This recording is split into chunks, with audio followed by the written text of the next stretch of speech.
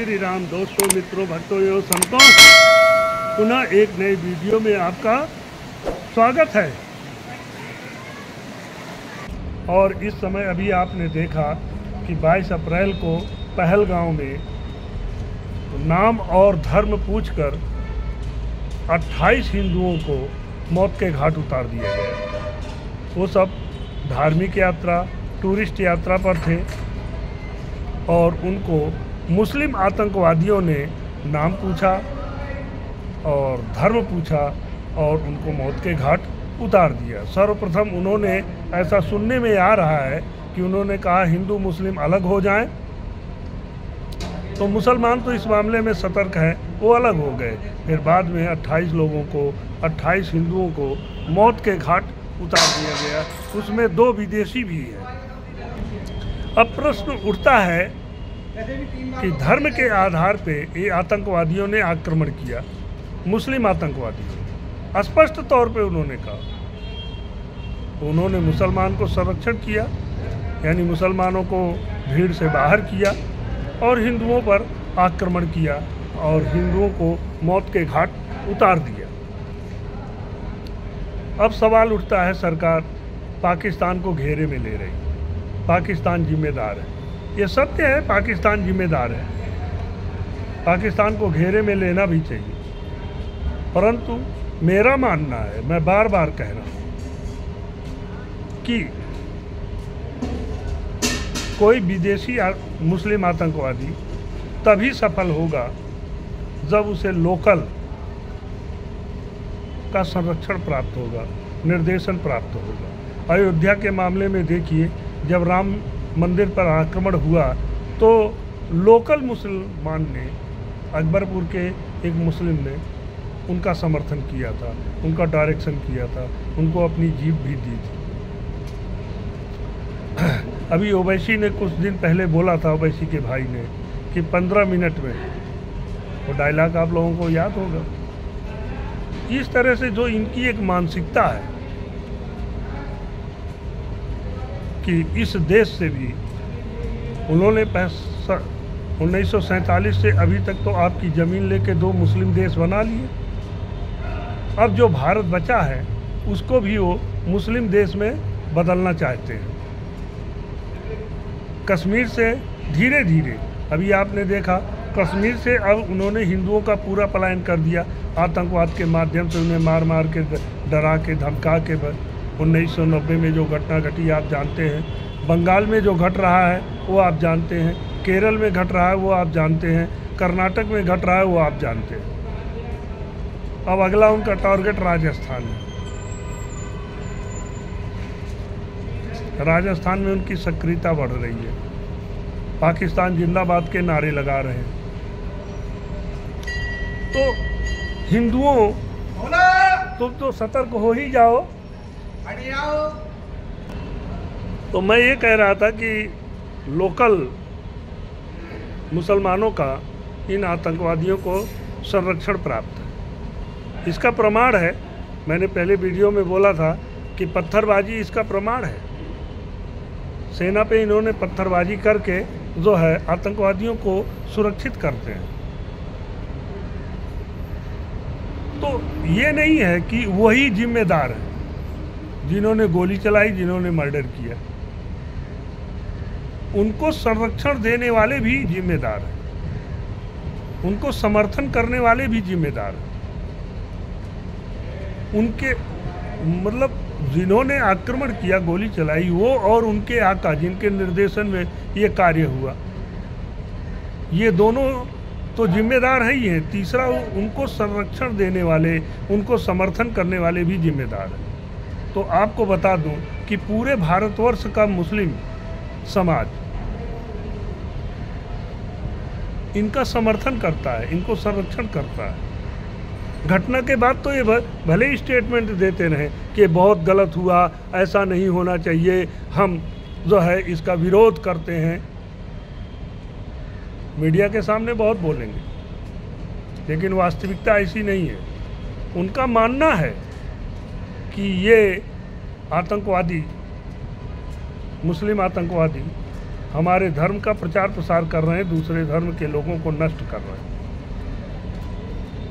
कुरान में लिखा ही है कि मुस्लिम धर्म को न मानने वाले काफिर हैं और काफिरों को मारो और पृथ्वी पर कब्जा करो। ये इसी सिद्धांत पे काम कर रहे हैं। तो मैं मानता हूं कि पाकिस्तान तो जिम्मेदार है ही है, वहाँ आतंकवादी ट्रेनिंग चल ही रही है, लेकिन भारत के मुसलमान उससे कम जिम्मेदार नहीं।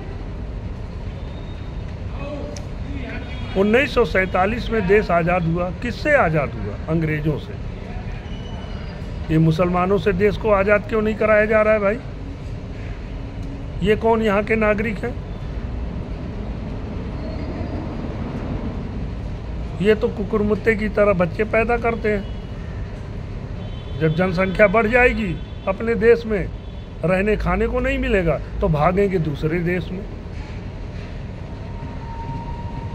और अब इन्होंने एक नीति अपना ली है कि आपस में लड़ेंगे तो त्रासदी के आधार पे दूसरे गैर मुस्लिम देश में जाके संरक्षण मांगेंगे। इंग्लैंड में आफत खड़ी हो गई है, जर्मनी में भी।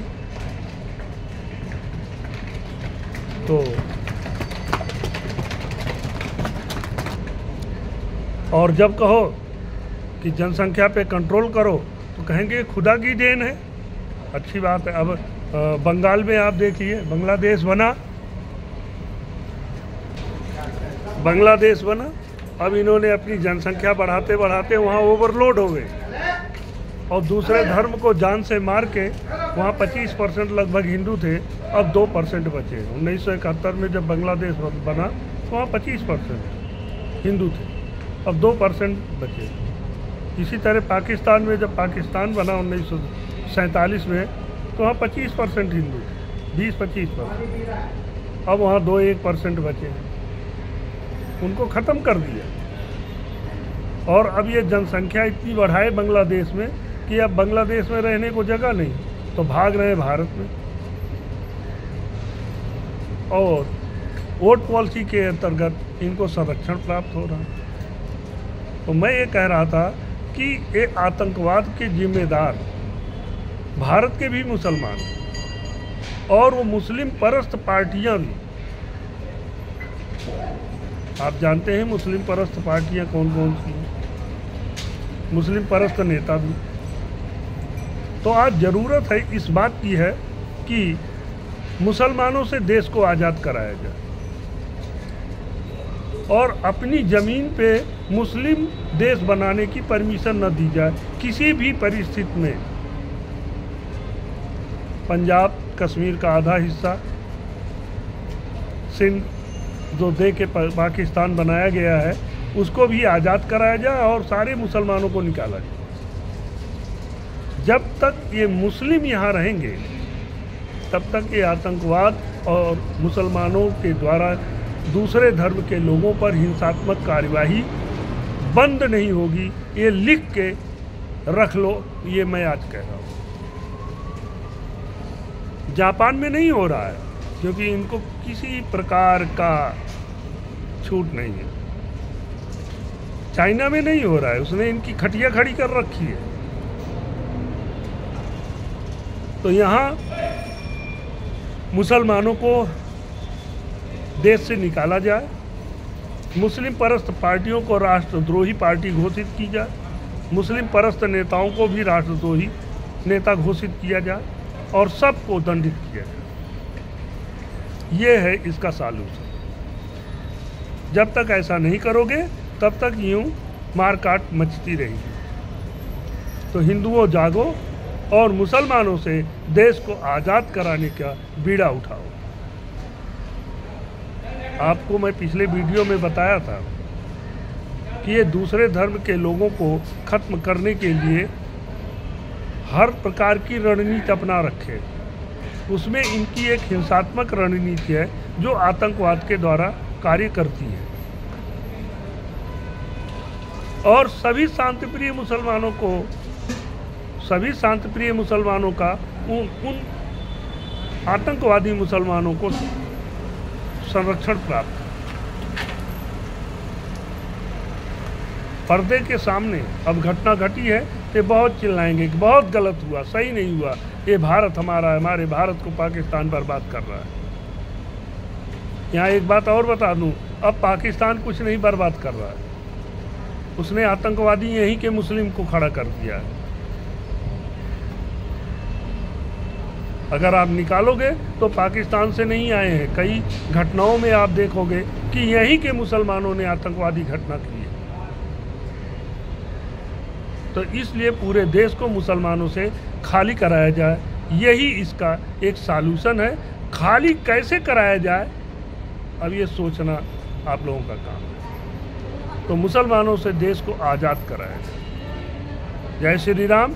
फिर मिलेंगे अगले वीडियो में, तब तक के लिए जय श्री राम।